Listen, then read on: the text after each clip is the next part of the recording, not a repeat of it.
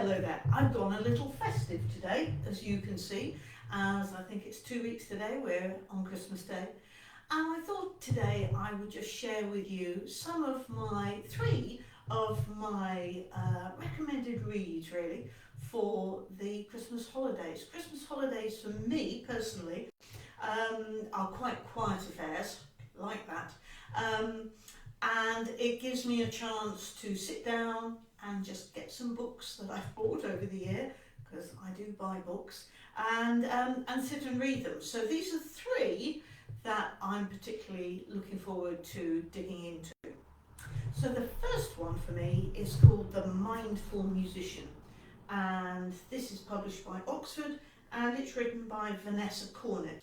So Vanessa Cornett is an American musician and teacher, director of keyboard studies and associate professor of music, I'm reading from the back here, at the University of St Thomas in Minneapolis, St Paul.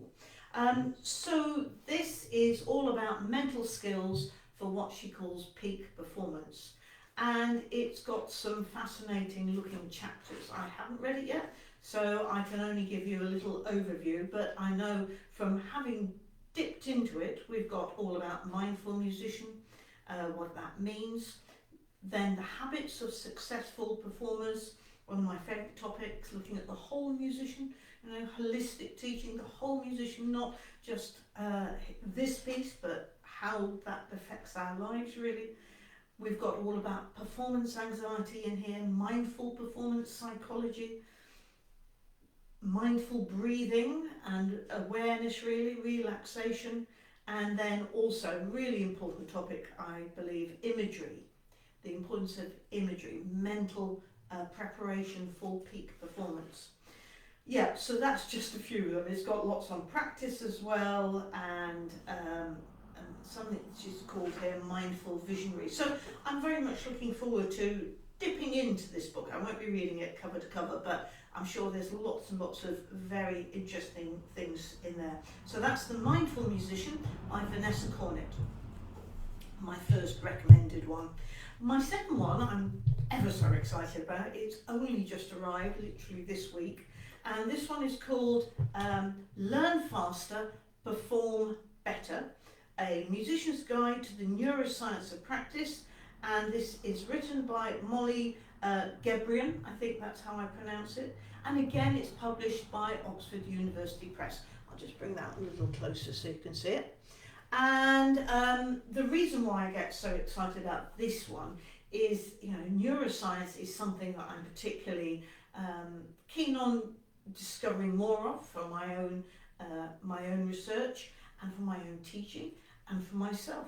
And certainly going into it so far, I think it's going to be a very richly rewarding book. So we've got things about brain basics. It is important as teachers that we understand how the brain works, because that really directly affects how we practice, how we teach, how we encourage our students to learn.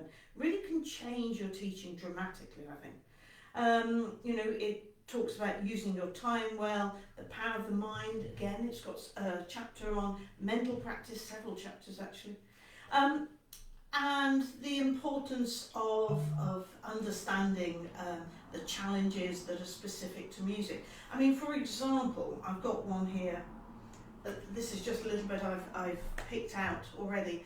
The power of the mind. This is how to focus to play your best. And she mentioned some research that was done, not in music, but this is all about how when we have an internal focus on performing something or doing, whether that's skiing, whether that's golf playing, swimming, music making, but when the focus is internal, it is less successful than when we have an external focus. I'll change that around. Having an external focus gives us a better result than having an internal body focus. Yeah, and she goes on and she talks about research into this that was specifically on to musicians, and she says absolutely that when researchers looked into this, those that had been asked to have an internal focus on their performance, which was about precision of finger movements or correct notes or something like that. That was the internal focus. The external focus was actually talking about the characterization, the communication, the sound of the music, the expressive sound of the music. And you know what? Those who were told to have the external focus on their performance received higher scores for both musicality and for technical precision. Love it. Absolutely love it. Let's have an external focus. So that's my second recommended book, and that is Learn Faster, Perform Better. My third book is one that I have started but I didn't get very far with, and I believe this is now out in paperback. And this is called The Lost Pianos of Siberia. Let me come a little bit closer. The Lost Pianos of Siberia by Sophie Roberts. And this just fascinated me, the title. I saw it in the bookshop and thought, no, I just have to have that. Pianos in Siberia, what could this be about? Well, actually, it's just about what it says.